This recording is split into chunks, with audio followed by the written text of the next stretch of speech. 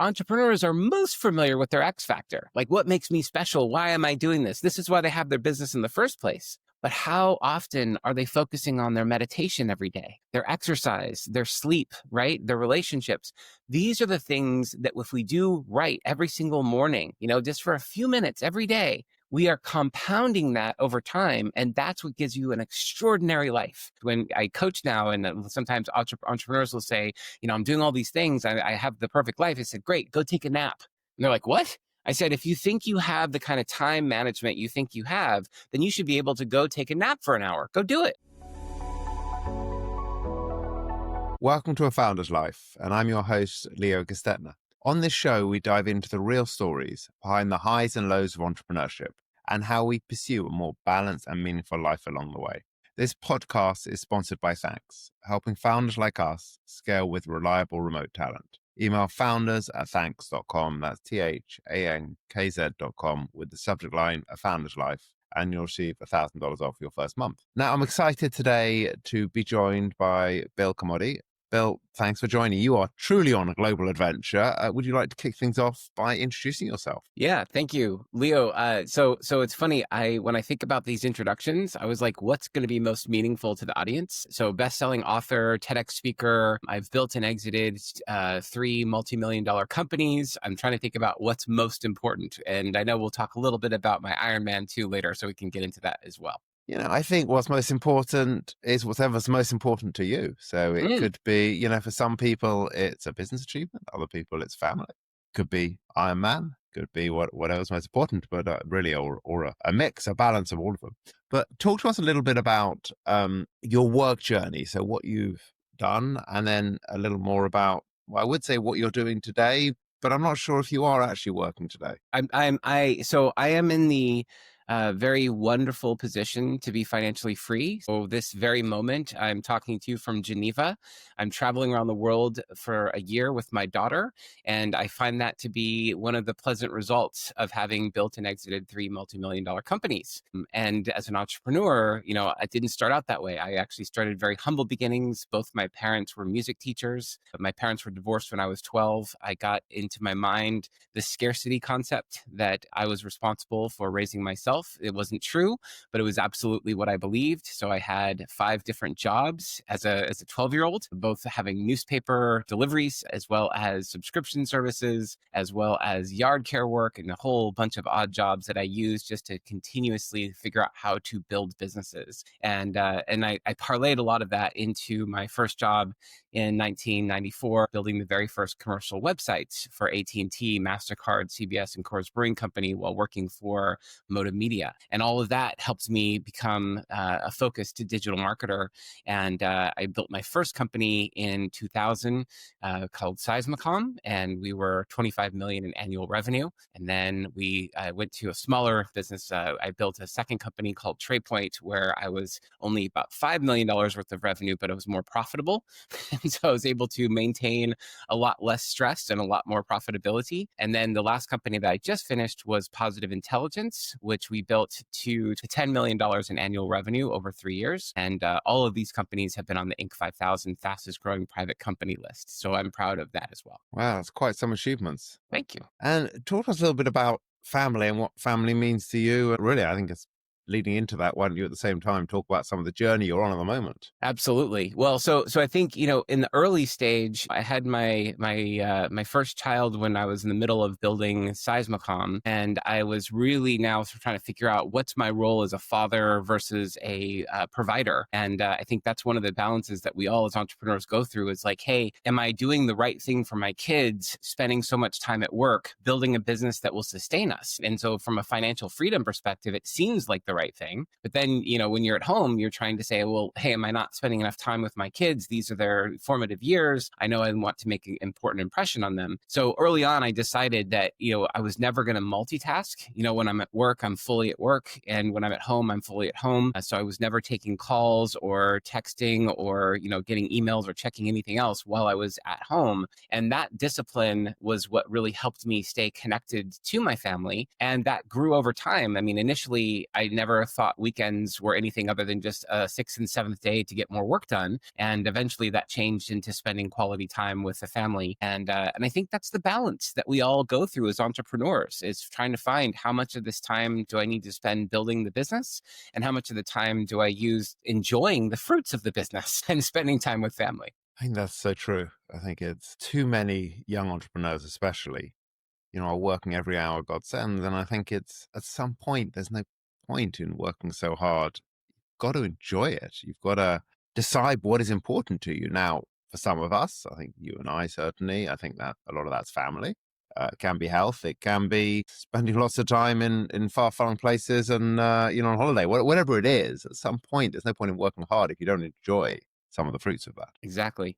Well, I've heard it said this way that, you spend your 20s exchanging all your health for money. And sometimes you bring that into your 30s. And then right around your 40s, you go do the opposite. You start spending all your money on your health because you didn't take care of yourself. So what was the point? So ultimately, I think it's finding that balance early is important. I actually think that one of the reasons why the last company I worked with at Positive Intelligence was really working on my own mental fitness training so that I could really understand the negative impacts of stress on my body. And as you know, as someone else who's a fellow athlete, we get a lot of opportunities to experience the full strength of what our bodies are capable of. But ultimately, what ends up happening is if we're stressed at work and we're finding that stress is continual, I mean, it's not like a little burst of stress where that can be helpful sometimes, but actually the continuous ongoing feeling of being run down, that actually creates all kinds of dis-ease in our bodies and leads to long-term health problems. And so ultimately the question is, can I actually be in ease while I'm doing this work? And finding that balance at work, with even without your family, is so important so that it becomes sustainable. But then when you leave work, the ability to actually be fully off and be able to be fully present with my family was one of the greatest gifts of this work, right? So I think, and as I said earlier, I'm in Geneva. I'm traveling around the world with my daughter right now. I don't think she would have wanted me to do this with her on her gap year if I hadn't already figured that out well ahead of time. The fact that we had a really strong relationship. When I actually suggested for her to take a gap year, she asked if I wanted to go with her as we travel around the world, and it's just been a beautiful opportunity to go deep into this family dynamic that I'd always enjoyed, but now we get to do a lot more concentrated way. Yeah, it's quite some adventure. So talk to us a little bit more about that around the world adventure. Yeah. So about 5 years ago, I sat both my kids. And I have my oldest is Will. He is 21 years old, and Violet is 18. And so I sat both kids down and I said, I really don't think either one of you should go straight from high school into college. This is my opinion. I just want to share it with you because ultimately I think, the structure is set up that everyone goes directly from high school to college in the United States. And the thing that I don't like about that is that it doesn't give you an opportunity to really make some important slow down decisions, like what is it that I really want to do, or what are some of the things that I'm interested in. And in college, you're very much expected to know all these things. And so you have to declare a major and decide which direction you want to go in your life. And it also makes for a very stressful, junior and senior year in high school, because you're spending all your time studying for really, really important exams that determine your future, as well as entry into colleges. So you're spending all of your time in essays and things like that. And it's exhausting, not just for the kids, but for the parents, because we're running around doing all these things. And for what? Ultimately, most of the colleges in the United States are about $100,000 a year. So kids are strapped with massive amounts of debt. So I said, okay, there's two things that I would like to propose. The first thing is that we all take a gap year, which means take a year off between high school and college. And you can do anything you want except spend the whole time in your room playing video games. You can do some of that, but not all of it, right? And the second thing was I recommended going to junior college so we could cut the tuition bill in half. Most of the junior colleges in the United States are really strong. So for those reasons, we really had a strategy and a plan with our kids to say, this is how we're going to reduce some of the debt load while also actually giving you time and space to think about what it is you want to do with your life. And so for my son, Will, he took a gear of work. He wanted to do what is it going to be like if I'm going to spend my whole life working? I want to make sure I understand what I'm getting myself into. So he tried various different jobs, and it was a great time to do it. He worked for a jewelry startup. He worked, in manufacturing. He worked in Target. So he did a whole bunch of different things just to see what work was like. And then for Violet, she said, I don't really want to go Will's route. I'd much rather do something else. What are my other options? And we talked about a couple of things, but one of the things I mentioned was you could travel around the world. And she said, tell me more about that. And so we said, well, I know in Australia, a lot of people do this thing called a walkabout, and they go out there and they see the world, and then they decide what they want to do once they've learned all the things they've learned in all these different communities all around the world. She goes, that sounds awesome. Would you like to come with me? And so it was great. So we said, okay. So we started planning out, what are the top countries you want to go to? What are some of the things you want to see? And we both started putting a list together. And before you knew it, we had, over 50 locations in as many weeks. So we started in June 29th of 2025, and we'll finish in July or June of 2026. So we're doing all of Europe as much as we can, I should say. We're doing much of Europe. We're doing Asia. We're doing the Oceanic, in Australia and New Zealand, and then we're going to do South and Central America as well. So it's quite a tour. I can honestly say I'm envious. I mean, it's quite some trip. Thank you. And so much fun to have that amount of time with your daughter. And, talk to us a little bit about what health looks like for you. So in 2015, I had a really pivotal moment in my life. My company, TradePoint, was already named one of the fastest growing companies, according to Inc., for the second year in a row. On paper, everything looked great. I had a wife with 2 kids, happy marriage, great company, CEO, made all this money, was experiencing growth toward financial freedom, like all the things that you would think as an entrepreneur would make me happy. And I was miserable. I was overweight. At the time, I weighed 265 pounds, the heaviest I'd ever been in my life. And I just kept thinking, I can't do anymore. And so I actually had one of those pivotal moments where I thought, I might have to take my life. I was feeling that feeling of like, I can't change. So therefore, is it worth even living? So I really, just being honest, had suicidal ideation, was considering like, what are my options? When I decided if I'm going to do this, I might as well, if I feel like it's ready to end my life, I might as well change everything, because there's no coming back, right, from suicide. So that wasn't the right option. At the same time, I was like, but I'm willing to do a lot differently. And so I started doing transformational work. I went to my first Tony Robbins Unleash the Power Within, and did a whole series of different transformational programs. But the reason I'm telling you all this is because the first thing I did is I decided to get my health in order. And so I am talking to you today at 185. So I was able to drop 95 pounds, which was amazing. And I love the fact that I was able to continuously do that over time. It wasn't an overnight thing. I declared without evidence that I would do my first Ironman, having never run a marathon. And a lot of this stuff sounded crazy, but I knew that if I didn't have specific high-reaching goals to go after, that I would just do more of the same. So I started training, and it was 3 hours a day. I had some incredible support from Siri Lindley, one of the top triathlete coaches, and her wife, Rebecca. And so the two of them helped me actually get ready for 140.6 mile Ironman. And from there, I went from 265 to 205. And then continued to drop down after the first Ironman, did a second Ironman. And then I really realized that most of this was not sustainable from a workout perspective for me. So I had to switch over to my eating routine so that I could drop the last few pounds and get into a place where I really feel good about myself. And that's quite some transformation. I can say that, having my own journey, a little different to yours, but also dropped 95 pounds, and definitely transformed physically. And I think along with it, it's mentally, Absolutely. It all goes together. And yes, it's eating right. Yes, it's exercise. Yes, it's sleep. That ridiculous thing of people who say they can manage from 4 hours sleep a night.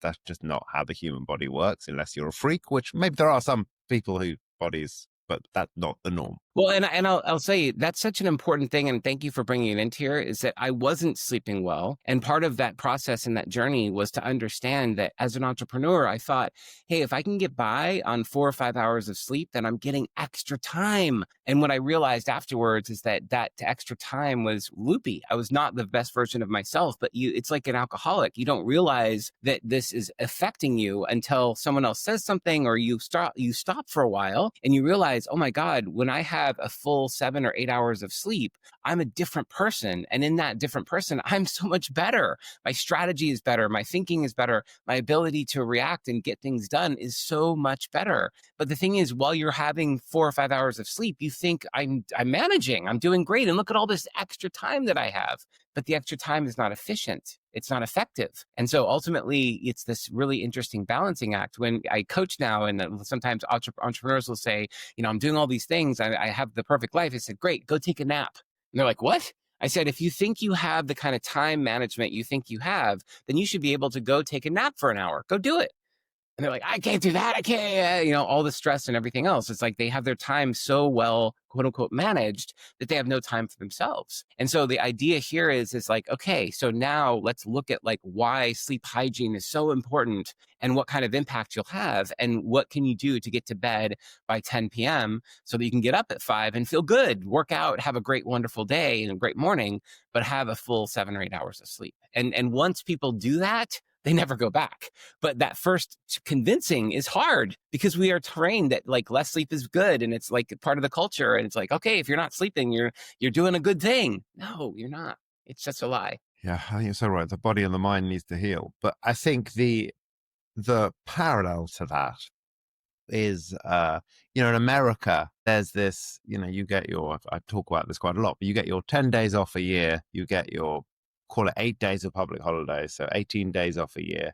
And people proudly wear a badge that, no, I only took 5 days off last year. That's right. And there's a belief that in America, we work harder and therefore are more efficient. Whereas in Europe, they're taking 25 days of personal holiday, another, call it 15 days of public holidays. They're taking off 40 odd days. Yes. So probably triple to quadruple what the average American is. And they're no less efficient. I'm not going to say they're more efficient. I don't know if they are. But the point is, they're no less efficient having taken tons of time off for having a quality of life that goes with that. Yeah. And to me, that's more valuable, right? Like the idea is like, if you can be just as effective and just as efficient with less time, being able to produce the kind of outputs that you would if you didn't do that, then that's the better solution. And so it becomes a better challenge to say, okay, let's see, could you take 40 days off in a year and still produce the same quality output or better? And the question is like, oh no, I could never do that. And the reason is why. And it's that relationship with time. And what my very first coach that I ever hired has a book called Time is Not the Problem, You Are. And it was so good because it was like in your face. It was like, you think time is the problem. It's never the problem. Time is a constant. It's like, how are you dealing with your time? And so if you can't take 40 days off in a year, if you're listening to this and saying, that's impossible, I could never do it, that's the problem, right? It's if you think you can or you think you can't, you're right. That's the Henry Ford quote, right? But it's true. Like, try it. What would it look like if you took a few weeks off in a row and came back so refreshed, so focused, so energized, so ready to take the company into the next level? To me, that's the invitation. It's like, let's do this as a way of actually becoming better and more effective, as opposed to running away and saying, no, I have to spend every waking minute thinking about my business. That's not a life. It's not a great life. Yeah. And I think it's also working out what is right for us, yes. Meaning, like some people, taking time off needs to be a complete and utter switch off, that their mind needs a break. And there's nothing wrong with that. For me, time off looks differently. I take off quite a lot of time, but I'm also working when I'm off. But I'm not working nonstop. Yeah. I can work for, if I'm away with my kids or something, I can do an hour or two's work in the morning, an hour or two's work in the evening. So I can get in a good half a day's work even when I'm on holiday and actually be completely present for them in between. Perfect. And that, for me, works really well. And actually, my mind can switch off better because I know there isn't a whole pile of stuff waiting for me. Whereas other people, the fact that they've even opened their laptop means their mind suddenly is like, just can't take a break. So I think everyone needs to work out what is right for them, but then embrace that and really design their life around that to have that quality of life. Well, and what you said is so important. When I'm honest with myself, if I do take that 1 or 2 hours in the morning, am I truly switched off and fully present with the people that are important to me?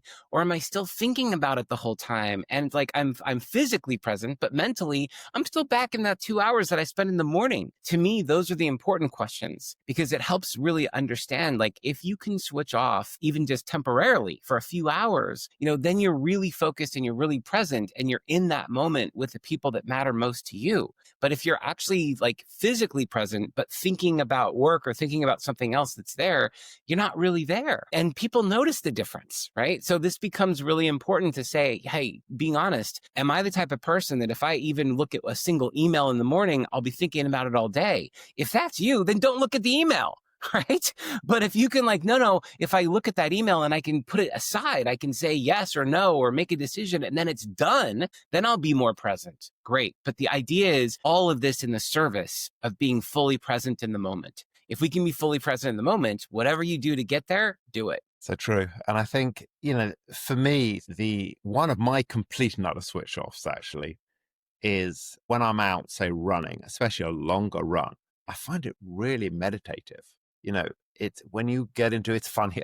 A really good friend of mine who got me into running a long time ago, and he used to say to me, we'd be out doing these little runs on a Sunday, and he'd say, "You feeling it? You in the moment?" I'd be like, "What are you talking about?" I'm like, "No, I'm not feeling it. This is hard work. I get it now. I could be out for a 2-hour run and quite happily go for a 3-hour run or go, You're just in the zone." Yes. And it's interesting that I often say to my son, who is trying to get into running, and he's doing some, but he'll say, well, it's like his body is just bothering him. He'll do like a 2-mile run and he's just not enjoying it and therefore will stop.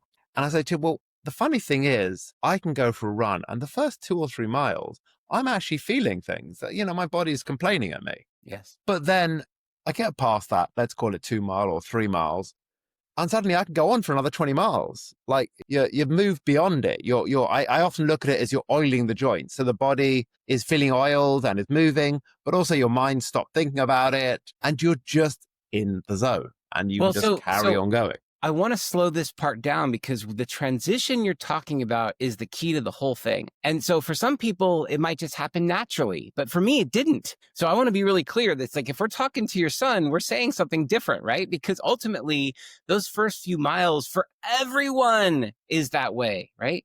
But what we focus on is what we feel. And so it becomes an interesting idea of being conscious of when the transition occurs and how it occurs. For me, it was a very conscious decision. For some people, it's automatic. And so I think it's important if you're the type of person where after mile 3, you just automatically get in the zone and you're good to go. Great. Love it. But that's not typical for everyone. So we have to say, okay, so what are the strategies? So as you're going through mile 1, 2, and 3, and you're feeling your body, there's 2 ways to do it. Either you are fully tuned in to what your body is telling you, or you're realizing this is happening. I accept it for what it is, and I'm choosing to put my focus elsewhere. But either way, it's a choice. And most people don't feel they have that choice. So the first thing we have to do is realize, okay, I'm going to feel something in those first few miles. What do I choose? Do I choose to really feel it and say, oh, I feel it exactly in my foot. I can feel my left quad. I can feel my right hip, whatever it is. Like you can start to be really tuned in because as you feel it, it fades and you start to realize, wow, it's not permanent. It's impermanent. So if I really focus on what I'm feeling in my body, I also notice that it's loud initially and then it becomes softer and softer and then it becomes like background noise. It's still there in mile 28, but you just don't listen to it the same level as mile 1 and 2. Now, the opposite is also true, right? I can say, great, I know that all these feelings are happening, but I'm actually going to see, can I feel those feelings and focus elsewhere? Can I begin to think about something that's totally not my body? And if I start to do that, I can get into a different zone for that reason. And either strategy works, but the idea is we're not leaving it to chance. Like, let's try one and then try the other. And which one's better for you? Be deliberate about it and suddenly realize, wow, I have a lot more power over my feelings and my experience than I thought I did. Yeah, I did some work, quite a lot of work with an energy healer, a pretty top energy healer. And one of the things I think he taught me was, you've got that issue and, our natural reaction is, oh, this is really bothering me. And you're like poking it and digging in. And he's like, actually, this sounds strange to some people. I suspect it won't to you. But, if you actually show it some love and you actually, I'm a massive believer, and I always actually have been, of the power of the mind over the body. And that doesn't mean you can suddenly heal yourself. But a lot of things, if you actually show your body that love, you actually show it some tender rather than shouting at yourself. That goes a long way to healing, certainly sort of more minor issues. Yes. Well, and that's the thing. When you put your attention on something, you're basically saying, I hear you. I experience it. I understand that this shoulder isn't where it would love it to be. So let's just feel like, what can I do? Can I loosen it a little bit? Can I do a separate movement that's going to make it feel a little better? What can I do to help adjust? And from that perspective, just like listening to what your body's telling you and actually do what you can to lessen the pain and the experience, but also know that it's not permanent. Even when I wake up with a sore neck because I slept wrong, the good thing is that in the morning, it's really loud. I can hear it, but I can also do a few exercises and soften the pain. And then eventually halfway through the day, I haven't thought about it in hours. And it's like, oh yeah, it's still kind of there, right? But it's not the same thing when I first woke up and it's like got all my attention. It's great. So what do you like to do for fun beyond traveling the world? Yeah, I mean, that is a big one. But the thing is that I've been doing martial arts for the last 30 years. I'm a 5th degree black belt. And I really, when you talk about getting in the zone, to me, there's nothing like it when I'm in the studio and I'm working, whether I'm teaching or whether I'm sparring. There's so many places where I lose myself and I'm so focused on what's happening. It really teaches me a level of presence that I don't often find elsewhere. And so I love martial arts. I find it for self-defense. And I stayed for all of the experience of life journeying that I've been doing ever since. That can be philosophy. It can be actually just a technique. It can be sort of how do I actually connect to my studio and to my fellow colleagues that I'm working with together. I love that. And I say that because to me, what's so fun about it is I can do it anywhere, anytime, any place. And it's just like running, as you can take your pair of running shoes and you can do it anytime, anywhere, any place. And it gives you something that you can always focus on and it feels wonderful. What has been a pivotal moment for you? So in addition to that 2015, when I'd said enough, another pivotal moment was when I realized that I was in a place of scarcity that I'd started in 12, right? So at 12 years old, I really had scarcity drive me in terms of building my businesses. And a few years ago, I said, what is enough? And it's a question that I'd never asked myself because, the answer prior to this a few years ago would have been more. There is no such thing as enough. And then I thought, I really need to have a physical answer for this. I need to have a number. I need to know exactly how much enough is so that I don't sort of keep myself on a trajectory where I'm continuously working in perpetuity for the rest of my life. And it's an interesting thing because when I started to look at that, I could see how scarcity was running me. And the shift to abundance was to realize that I already had enough. I was beyond the number that I even had thought about.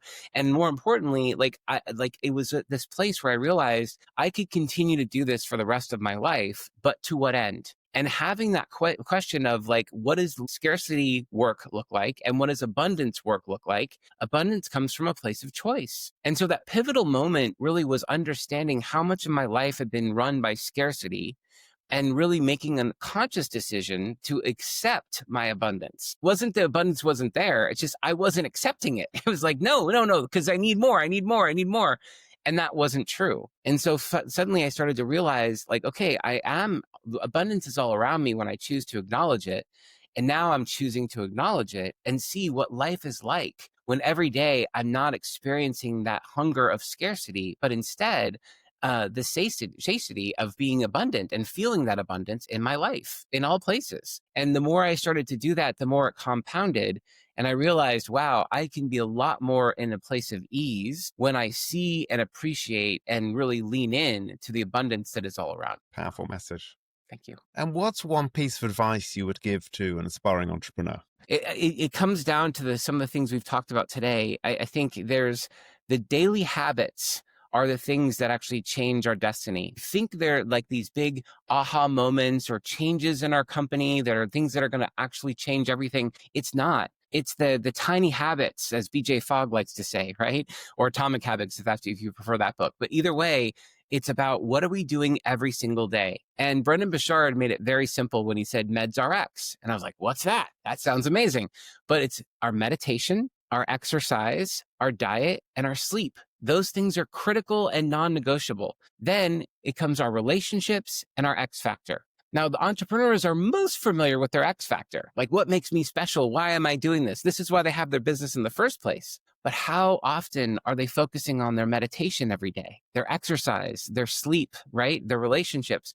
These are the things that if we do right every single morning, just for a few minutes every day, we are compounding that over time. And that's what gives you an extraordinary life. But the extraordinary life doesn't come with these big changes. It's not winning the lottery. It's not being acquired by another business. It's none of those things. It's what are we doing every single day? The little tiny changes in our life are the things, when taken out over time, make all the difference. I like it when Stephen Covey used to say an airline pilot is off course 92% of the time. From the time you take off to the time you land, you're off course 92% of the time. It's the micro adjustments, the small changes, the little tiny things that are happening all the time that ensure we land exactly where we want to be. Great advice.